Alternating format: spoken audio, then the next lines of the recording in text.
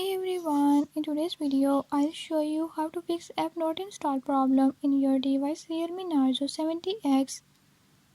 In this video, I'm going to show you how to fix this issue. But before we get started, don't forget to hit the subscribe button and turn on notifications. Make sure to watch complete video and learn how you can do it. Let's watch the video.